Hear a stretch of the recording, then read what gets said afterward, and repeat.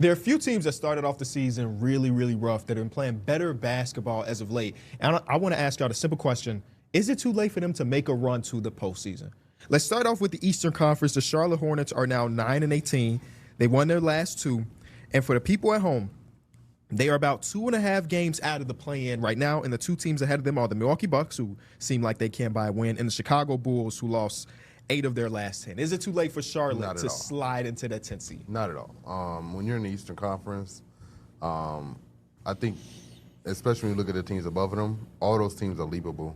I mean, I think if they go through a really good stretch and they can get off like maybe 5-6 games in a row, they can easily jump up there with the Hawks and the Cavs, because like none of those teams are really like playing great basketball, so they shouldn't fear any of those teams above them to where they feel like they can't leap them. So I guess a better question for you, if you're saying they could do it, do you believe that they will? Like, I believe have they you will. seen what we've had from the Hornets and felt like, oh, this team looks different?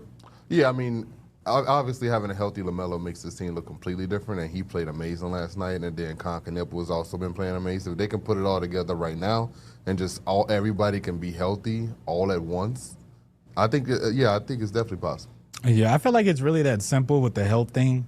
I seen that they had the stat last night where they had 3 players, which is the 2 players he just mentioned alongside Brandon Miller, had 25 points, but also had 5 assists too. Mm-hmm. And I felt like you could really see it during the game because all they were doing is really moving the ball. And when you have that much talent, the offense can take care of itself, I feel like, on every night. It's can you give the effort on the defense tonight? And I think they can. What about you, Pete? Yeah. I definitely could see them. I might be a little different on if they will, just because I think it takes a little bit more consistency, and the health thing has always been something that hovered over them, and I think we would need a full, real sample size to believe in it, because those other teams are in the same boat. Like, I don't know. I just think that this range of teams are all unpredictable. Anything can happen. Yeah, so I'm not against it. I would love for the Hornets to, rail off some games and leap them and be in the play-in for sure.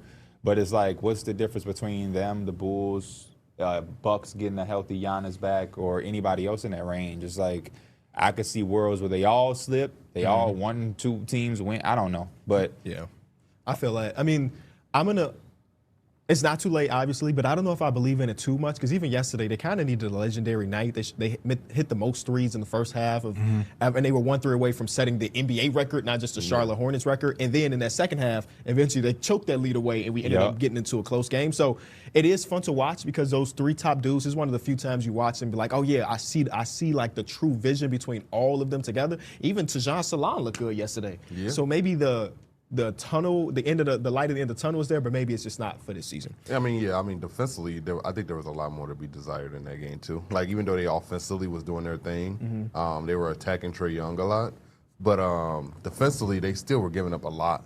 Like, it wasn't like they were just shutting down the Hawks. They were just simply just outscoring them because they was making so many threes. Charles Lee's biggest nightmare is that Trae Young was on a minutes restriction.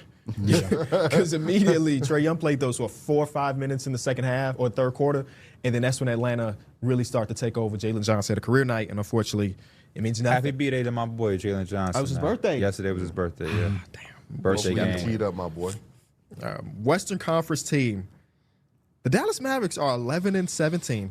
4-6 in their last 10. Just had a big win last night against the number 1 seeded Detroit Pistons. And they're only a half game out of the play-in, man. A lot of people having a conversation about AD trades. Is it? I really like this team. This team I might have to say no to. And it's okay for this team because, again, they're playing really good defense. They're playing really good ball. I think just down the stretch, they're really just letting Cooper Flagg rock out. And, again, when you look at the Cade Cunninghams of the world and the legit closers that do this every night in the NBA, I just got to go with the other teams. So you're saying they're just not, you don't see them as a playing team? No. Okay. I mean, it's definitely possible. Portland isn't playing that great. I mean, they could jump right there in 2 games, so it's not that out of reach. But I just think it would be more beneficial for them to not go for the playoff spot. I agree wholeheartedly with Derek. I think that they could. My question is, would they want to? And I think that's why we keep getting these reports of added people to the trade thing, where it started off as like, they're taking field calls for Klay Thompson. Then it went to D'Angelo Russell and then Anthony Davis. And it's just like, But I will say they look like a completely different team versus when Cooper Flagg was running point guard. Yeah. Ryan Nembhard has came in and kind of settled them in, and they look a lot different. And I think that's the beauty of having a young guy like Cooper Flagg is being able to watch him in so many different phases in just the first year. Almost kind of like Vic, where it was like, you know, these stretches of brilliance. But He's I so do agree with comfortable down the Derek. stretch and clutch games too. Like he's looking a lot more comfortable and Get the lot less pick. rattled. Yeah, I think that's the best thing for them is to get the pick. Like there's no need to try to compete for a top playoff spot right now. Or not even a Not top. top playoff spot, but like just getting in there. playing, yeah. Playing spot, yeah. I think that they, as currently constructed, they just might be too good. So yeah, I think in order to do what y'all are saying, they would definitely have to pop off at least a few of those players to Yeah. get to that point. Or just like start sitting AD. He didn't He have a already great missed- offensive game yesterday, He but missed about half. He had some big buckets down the stretch. Down the stretch, he Yeah, had I some thought it was a blocks, good too. two-man game with Cooper Flagg and Anthony Davis. yeah. I mean, I guess it really depends on will the Blazers ever get healthy. Because if they do, then I could definitely see them holding on to like a top 10 Yeah. seed.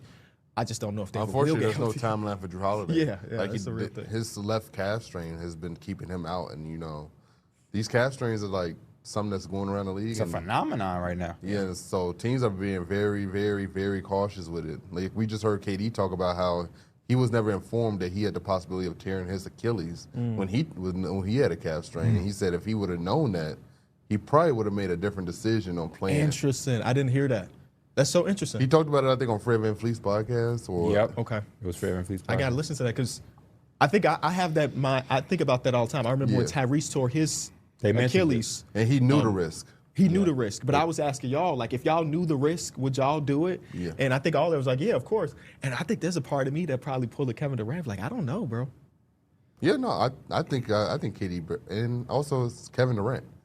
Like he knows that if he stays healthy next year, he comes back, the Warriors probably win again. Is he on the Warriors? That's true. Yeah. I think that, it's different for Halliburton because I don't want to use the word lightning in the bottle, but like, who knows if he sits and they Yeah. lose, that they'll be back there. Yeah. It was also he game kinda had 7 to. for Halliburton. It wasn't Yeah. game 7 That's for fair, Kevin too. Durant. Yeah, that's fair, too. You kind of have to put it all where you can. All right, last team. 3-game win streak, the first win streak of the season for the Pelicans. It's too late. Now they are. Let me get all the context. They are 6-22. They are. Let me do some quick math. 5.5 games out of the play-in, but 3-game win streak. Zion came off the bench. They've been winning since then. This is another team where Sadiq Bey? it's health, man. It is health. Having, Herb Jones there, having Zion play, Jordan Poole, everybody play, I think that just adds to this roster, and you kind of see it a little bit more. And then, again, it's just still too late, Yeah, it's though. too late. It's way too late. But I you just got, want to get some flowers to the team. yeah, they've been doing their thing. Is it okay? Right now, they are half a game beneath the Clippers and the Kings. Do y'all trust them more than those teams? It's like none of these teams are making the playoffs. Yeah. But as far as we always got to look at the Pelicans in terms of that pick that they traded away. If they jump up above these teams and now they're not giving up a top 3 pick and instead it's the number 8th pick or number 7th pick, I think you look at that trade a lot better than A lot different. The It's way it a lot started. different. It is a lot different. Definitely a lot different. But if you then- don't, yeah, they still got to do the thing. Yeah. We But then project the it a little Clippers bit. is still giving OKC a top 3 pick. Potentially. Yeah, that's right. Yeah. So it's like, Do y'all think that they can leap the Clippers at least? yeah. The Clippers look like a dead team. I know. They That's just- why I'm And it's hard counting for a them in team- to jump them. And it's also hard for a team that honestly have all those vets, even though they this bad already, they already probably mentally checked out of the season. Like it's hard to get them they just re-locked trying to in. get the All-Star. Yeah, they just trying to get a break. They just want to just not come to work damn near probably. They had an opportunity to have a break at a holiday party, and they said no. That's true. They said no. Well, on the other side, the Pelicans just got a bunch of young dudes. They don't. I Yeah. mean, Derek Queen care about losing, but he ain't gonna be like, man, I want the season to be and over. then like Sadiq Bey is playing for his next He's playing contract. so good, like too. it's just a lot of things going over there in New Orleans to where guys they got to get up and go to work. It's a great Herb Jones game last night too. Phenomenal. I was so sad when he fouled out. Full display of why he is. He put in regarded that as- work though before he did those 7 defender. steals. It's 8. They Oh, got yeah, up to 8. 8? They may have revised them, so they got up to 8 of them things. They was just sending to Kevin Durant and making him pass, and Kevin And he Durant was like, struggling. I'll do it. Yeah, he had a And then couple at the of them. end, he was like, you know what? He's Let me- trying to get it back. Let me go get dunked.